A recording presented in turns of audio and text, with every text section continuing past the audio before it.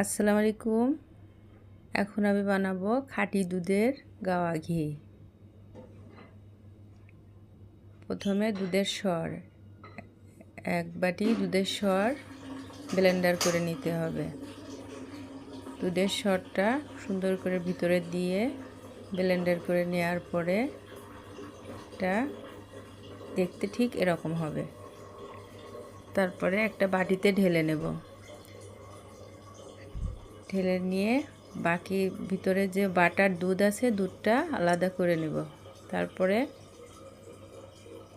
ফ্রিজের ঠান্ডা পানি দিয়ে এটা ধুতে হবে। ধুয়ে যতক্ষণ ঠান্ডা পানি তরল স্বচ্ছ পানি না বেরোয় ততক্ষণ ধুতে হবে।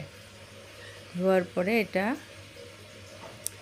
কড়ার ভিতরে তুলে নেব। তুলে নিয়ে তারপরে জাল করব।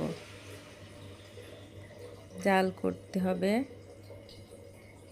5 মিনিট ধরে জাল করতে হবে। জাল করলে এটা দেওয়ার সাথে সাথে ঘি বেরোয় আসবে। 5 মিনিট জাল দেওয়ার পরে আস্তে আস্তে একটু নাড়াচাড়া করতে হবে। নাড়া দিলেই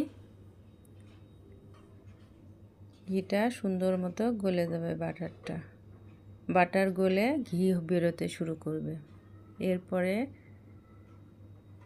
ঘিটা যতক্ষণ ভিতরে ছেঁচিগুলা কালো কালো ভাব না হয় ততক্ষণ জাল করতে হবে। জাল করার পরে এটা তারপরে একটা বাটির মধ্যে ঢেলে নিতে হবে।